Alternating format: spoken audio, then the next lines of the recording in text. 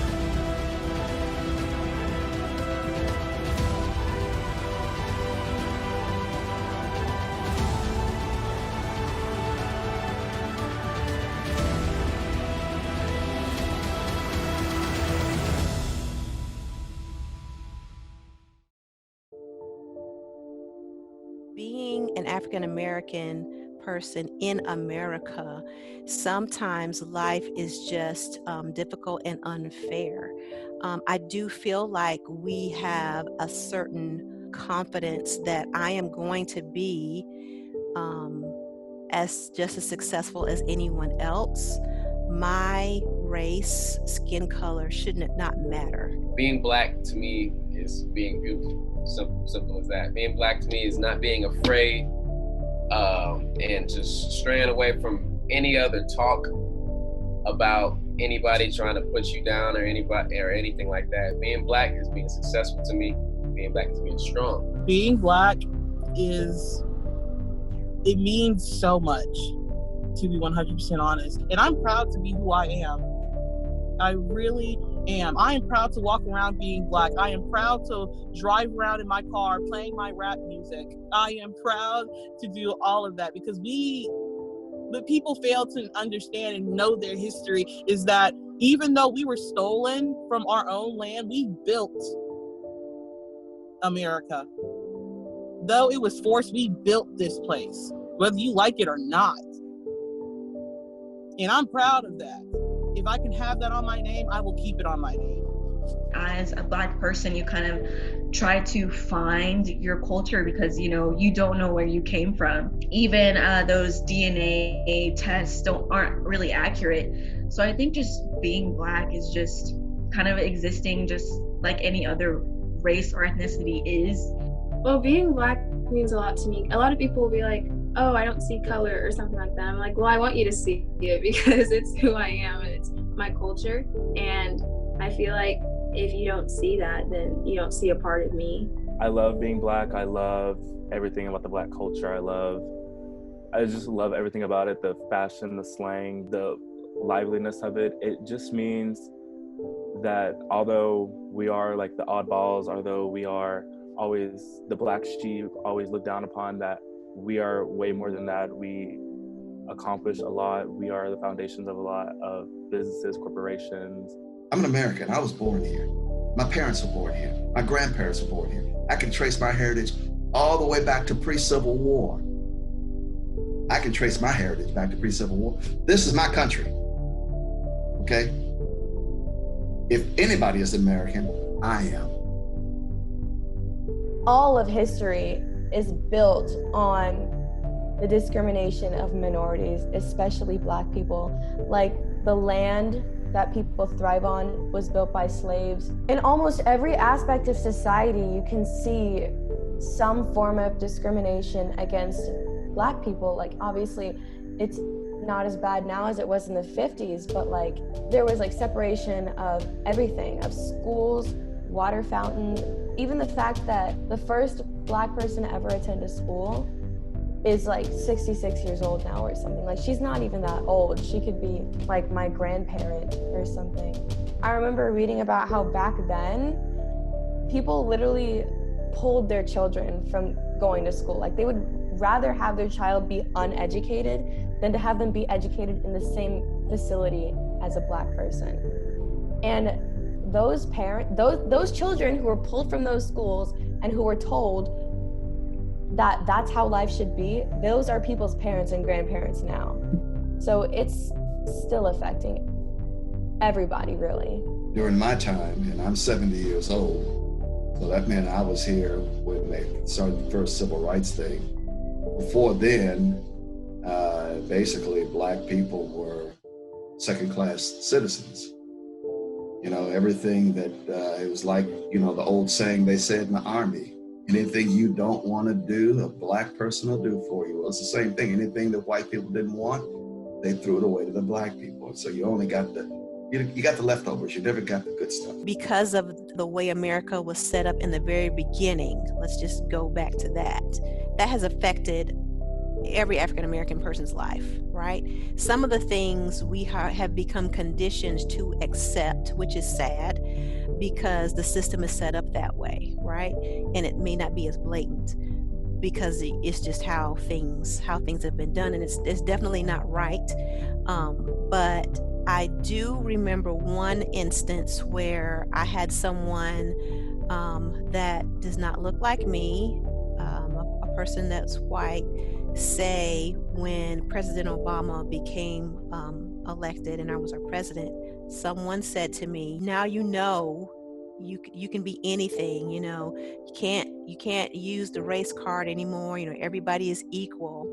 And I mean, that's been recent, you know, that's just been 8 years ago, right? 9 years ago that happened. And so that was something that was I was like, wow, okay.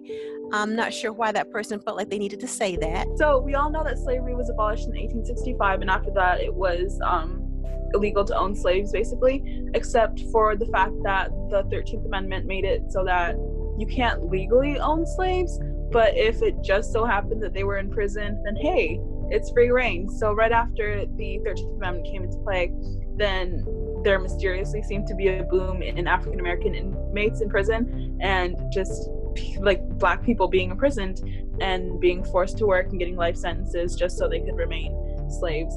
And I think that is most definitely not a coincidence. And even now with African Americans making up 13% of the population, but they also make up 38% of the prison inmates, it just doesn't add up. It doesn't make sense.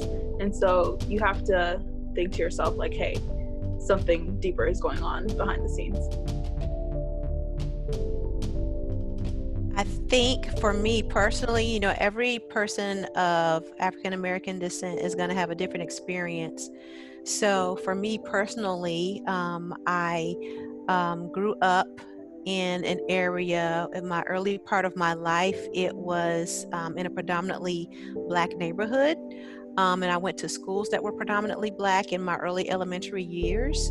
So it wasn't really, you know, an issue.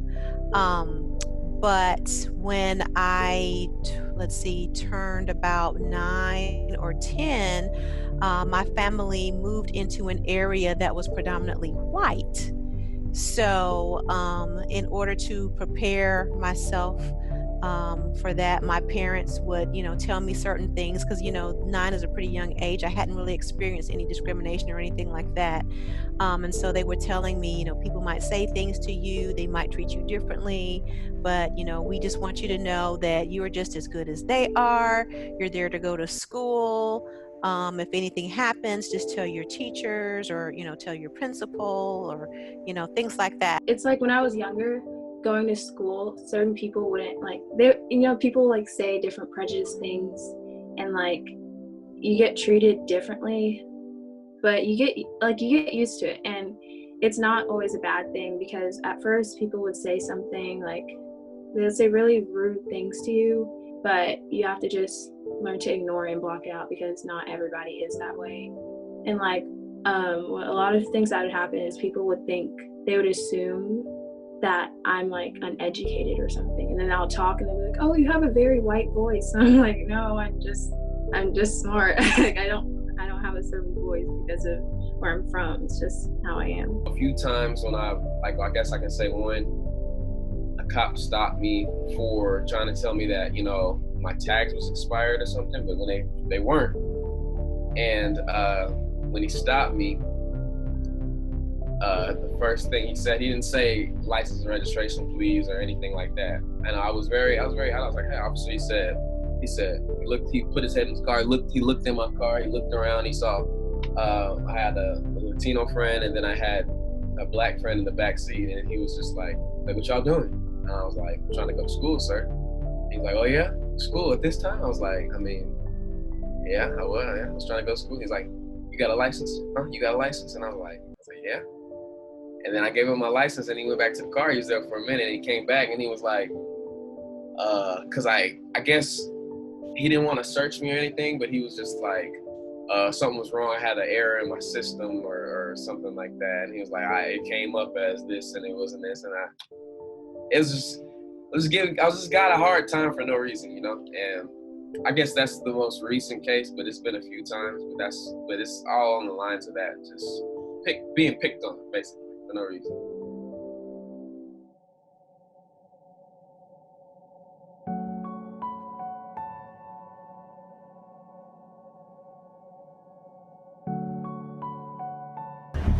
Please, I can't breathe. With every passing second, George Floyd's life was slipping away. This 10-minute video is difficult to watch, yet impossible to ignore. Now, crucial testimony bearing witness to an ugly reality. Mama! Get up and get in the car right! Face down on the pavement, crying out for his mother, a police officer's knee to his neck. Watching George Floyd be killed unarmed by police, all of these incidents back to back. Please don't tell me that he's gone. To back. From Eric Garner to Ahmaud Arbery, all part of a seemingly endless stream of footage. This morning, police are investigating the shooting death of a Minnesota man after shocking cell phone video going viral overnight. 23-year-old Elijah McClain was out buying iced tea when he was stopped by 3 officers after someone had called 911 claiming McClain was wearing a ski mask and acting weird, quote. Taylor, an EMT with Dream dreams of becoming a nurse was fatally killed when she was shot 8 times. It's a worry every time you get pulled over around here. And what is that worry when you look at your son and your other kids? I worry a lot about it. Worry that I might not be here to raise him one day because of the color of my skin. Today, across the country, in more than 100 cities, thousands of service and healthcare workers participated in a strike for Black lives, a union-led protest with workers walking off the job to protest for both racial and economic justice in the midst of the pandemic.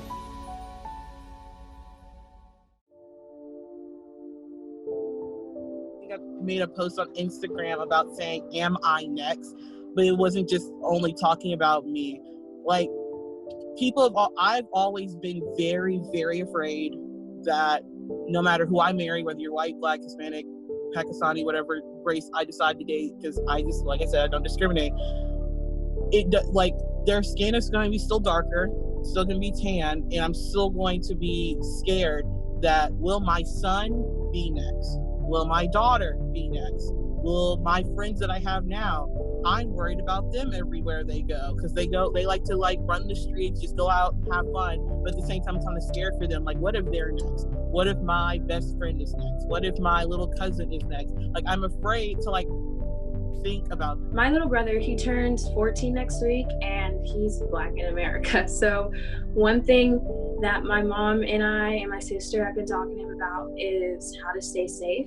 And it's hard because you don't want to have that conversation with the little boy. But the other day we had to talk to him about once he does start driving or when he's going out in public, which he doesn't do often. So we're kind of happy about that because he doesn't get out much. But when he does start getting out, we have to teach him how to act and make sure he's being nice, saying yes sir, yes ma'am, and being respectful towards those around him, which he is a really nice person.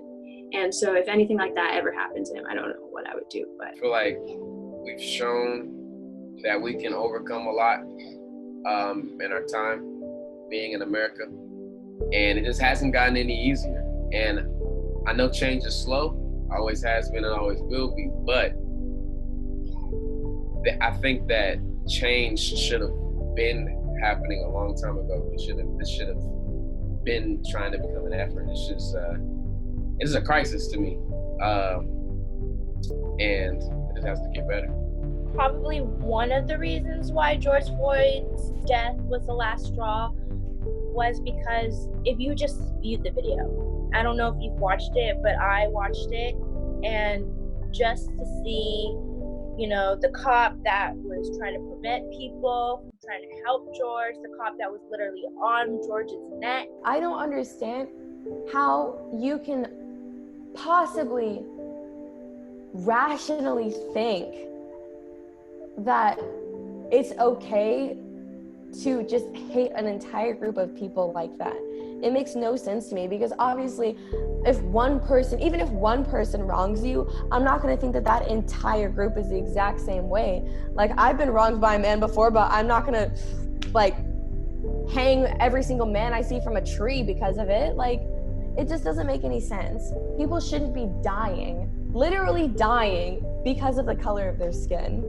The first thing that I'm seeing similarities in is obviously these protests. Like, these were going on throughout years and years, but what wasn't happening back in the 50s is that it wasn't a global movement. The Black Lives Matter movement of 2020 is, last time I checked, it was happening in 18 countries, but that was 2 weeks ago, so it's probably more at this point. And there's been protests in every single state all 50 states of the United States are protesting. So it's huge. I don't directly endorse violence, but it gets stuff done. Like, nobody's gonna want to, obviously nobody wants to promote violence, and nobody wants their city burnt to the ground. But when you have people, hundreds and thousands of people in the streets just begging for officers to stop killing them, and nobody's listening to them, you don't leave them with much options. People actually saw a man murdered on video. So no matter what color you are, whether man or woman, to sit there and watch and hear someone crying for their mother and begging to be able to breathe. I think if you didn't feel something from watching that, then something's you're broken on the inside. I think that's, to me, that helped people realize that we're not just making the stories up. There would be no justification for what they already had him handcuffed. They already had him subdued. There was no reason to sit on his head neck for 9 minutes. He was already under control. There was nothing else they needed to do other than put him in the car. Though it is very sad what is happening around us in the world today, I feel like it is going to be a catalyst for some really big change. And it's sad that these events like this, these murderous events and violent protests had to happen for change to happen. But I believe change is coming due to the people who are saying this is enough. We're tired of it. And I think it's really going to kind of change some people's minds, or it's going to force them to change the way they present themselves to the world. If they're going to be racist on the inside, they won't show that outward because there's going to be fear of being ridiculed on social media or in public. I think now that they're actually like seeing it with their own eyes, like, because this is for the people in like my like around my age, like 14, 15, 16, like that area, like this is the first time they're seeing like a movement like this, like in person. And I feel like it's really like an eye-opener. Like, this is something that we like need to actively combat. And I feel like the more that people are like posting about it, because it's like we're really on our phones a lot, and like seeing it so many times like over and over again on like social media, it like really drills it in our brain that like this is something that we need to be actively fighting against. I was posting on my social media, and a lot of people will say, what's the impact of posting on your social media? But actually a lot of bills have been passed, and a lot of new people have been elected for senator due to strong social media presence. I remember when the George Floyd thing happened, people were talking about there have been now multiple killings of Black people just this last month with Breonna Taylor and Ahmaud Arbery, and so very sad and also very helpless. I think seeing the Black Lives Matter movement begin, I felt very helpless about what I could do, which is why I joined the movement to start to help with change. I feel empowered in a way, because just seeing how, our generation, like Gen Z specifically, is coming together and mobilizing, just not just like on social media, of course on social media, because that's how everyone heard about it and that's how people started to mobilize, but also just in ways that you wouldn't expect. Like, for example, sharing protest tips on TikTok and just helping people, like making signs and avoiding rubber bullets. I thought that was really like interesting, and also like how people are able to create YouTube videos and use that to donate to Black Lives Matter and to different causes. So just unique ways of activism that have been created from our generation make me feel a lot better about the situation, and that how we'll actually be able to get further than the previous generations and not have this be a problem again in the future. I think what we need to do to continue supporting Black people in the future is just making sure to be there for them and not racially profiling against them, making sure that the people who do that, we need to get rid of them and just like tell them, make it clear to them that this is not something that's supposed to be happening in this day and age. We have to get past it, something in the past. We need to start adopting a culture of anti-racism rather than non-racism, because until we do that, until we stop consoling ourselves by telling ourselves that, oh, we're not racist, so we don't have to worry about it, until we take those steps, racism will not go away, and those racist actions that we've been seeing and racist videos that have been resurfacing on social media, they will continue to come because we are not educating our community. It wasn't just George Floyd that really ignited this bomb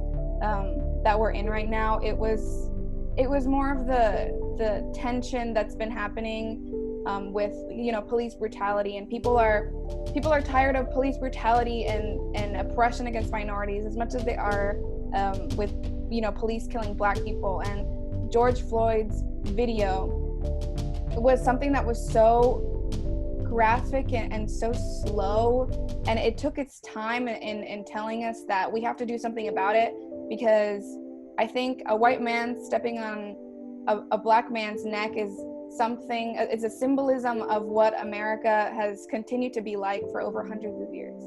I've always been aware of what's going on. I mean, it's hard for a white person to like understand and be in the shoes of a black person. I mean, you can't. It's impossible. But I've been to protests. I have done research, and I've like found out ways that I can help. And seeing what's going on is really just disgusting. And I'm glad that everything that's happening is happening, because it's about time for everyone to like keep going and not just having this as like a burp in the moment. Like this is the change that we need to make, and I think that's what we need to do. And I think it's awful what's happening. I think George Floyd was the straw that broke the camel's back. At this point, Black people have been dealing with this issue. It's an epidemic in this country. Anti-Blackness is global too. And so I think that George Floyd's murder really was the straw that broke the camel's back. It's gotten to a breaking point where Black people are tired of dealing with this, and it's also a point where white and non-Black POC allies need to start speaking out on these issues, because Black people can't do it alone. Well, I think a lot of things need to change in the system. It's like, obviously something's going wrong, right? So there needs to be a lot of big changes. Obviously, like, we need to keep letting people state their opinions on what's going on. So scary for us, people who aren't Black, right? African American. How terrifying must it be for those African Americans who have been oppressed to, walk around knowing that, oh my gosh, that person could potentially be, someone who could put my life in danger. I feel like it's very outrageous. Like, we are living in 2020 and stuff like this is still happening to people just because of their skin color. I think the best way to continue supporting Black people in the future is to not see this as like a one-time movement, and to remember that these people have hard lives, and because of what happened in the past, we need to be more careful in the present and future. We need to be more like hyper aware. Whenever people like come together and they do this, it usually kind of falls back from national attention, and it doesn't last forever. And I know that this isn't going to last forever, because obviously like the news cycle is going to replace it with something else soon enough. And if it's not represented every single day in the media, then it's going to lose people's attention. So people have been paying attention and listening before this. It's just that has kind of fallen to the back, and like less people, it didn't get as much attention as it is now, because like that video was so jarring and it changed a lot of people's perspective on law enforcement. We definitely need to continue just keeping up all this awareness on social media, because a lot of things on social media just go away after a while, but this is something that should not go away. Like, a lot of trends, a lot of awareness maybe like dies down after a while, and this needs to like keep going on. Like, in 5 years, this still needs to be something people talk about. So to continue to support Black people is by speaking up and being there for Black people, and like having them recognize that we are there and we're ready for a change. Voting is really important to get some change done. I feel like as our generation is able to change what's going to happen, if we work together and we vote and we reach out to different sources and we educate ourselves. I don't want to talk over them, because for so long they've been unheard, and now like people are finally listening to them. So it's not our place to step in, we just need to amplify their voices and support them as much as possible. Our generation is making a big difference, obviously through awareness and also through being more accepting. Our generation is one of the most diverse and accepting generations in the United States yet, or it is the most accepting and diverse generation yet. And we grew up in such a diverse America. So our generation is making a true impact because we have the ability to get upset and to spread awareness through social media. I grew up in the Deep South all through high school, college. So I saw racism up front and personal. I went to a high school that was predominantly Black, and they were still racism. I was the minority. but it was still racism. So it's deep rooted. Yes, I've seen it up close and personal, and I still see it today in more than just Black people. So it's a sad state that we're still living in after all these years. Not much has changed, and there's still a lot of room for improvement. I think George Floyd's death was the last straw just because of like how publicized it was. Like the video is shocking and horrific, and then also the brutal nature of the crime I think is also very triggering to many people, because it's a very horrific way to die, you know? And like it's one thing to be shot, which obviously like I'm not saying is better than like how George Floyd was murdered, because it's not, but like he was lying on the ground, on the concrete, face down for 8 minutes and 36 seconds, I think it was. And like the entire time, like crying, like he was calling out to his mom, like he was saying like, I can't breathe. And like, it was just terrible. And then really like just how graphic it was, I think really struck people. And then you gotta say something for white people. It's like white people, you need to speak up, because if you're being silent, you're adding to the problem. It's sad that this has to happen, because it shouldn't have to happen in the first place. But because of our country's history, you know, it happened, and it's good that it's finally being addressed. I think what matters is someone's heart. I think what matters is someone's will to succeed. And I come from a household where education was a premium, and being successful was something that we talked about. You know, you can be just as successful as anyone else. You know, getting to places and earning things by working hard on your own merit, just like anybody else would be considered for.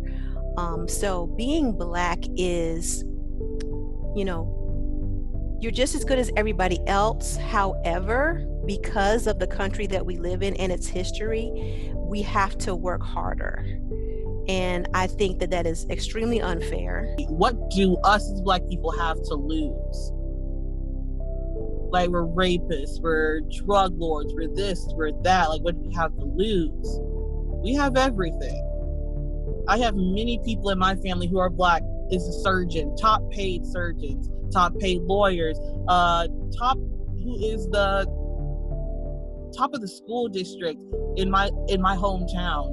People who have graduated from college, people who became really big singers, people who have become such great people in life, who are my color, who have done way better things than people of other races. You got to remember that there's positive. Whenever you have positive, you got to have negative to balance it out. The universe is in complete balance, which means that for every positive, there's a negative. You can't get caught up over that. You just have to understand that is the reality of the universe that we live in.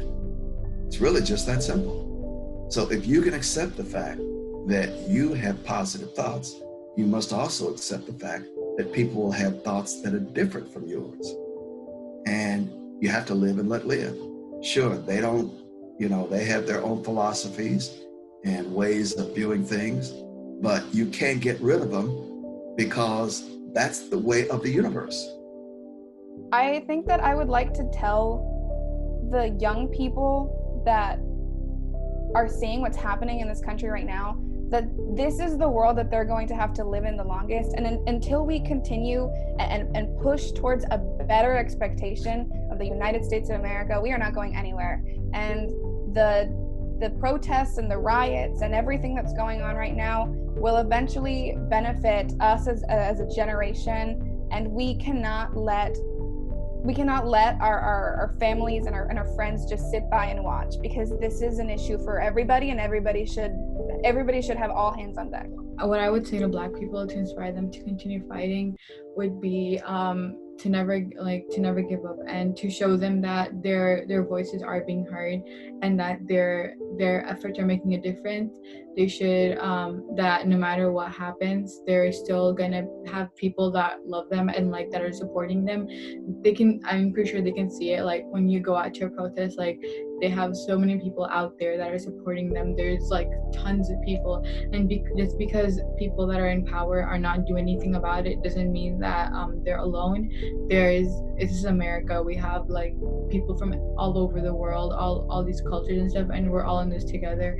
And I would just tell them to like continue what they're doing so that they can become stronger and stronger. Segregation and slavery didn't really end, it just kind of took on a new form, and that's, people have never stopped fighting, they're just being silenced. So I don't think it's a matter of what to say to make people keep fighting, it's what do I need to do to make sure that their voices aren't silenced and this fight doesn't die out. I am white. I am Pakistani. Bengali Muslim. Pakistani Muslim.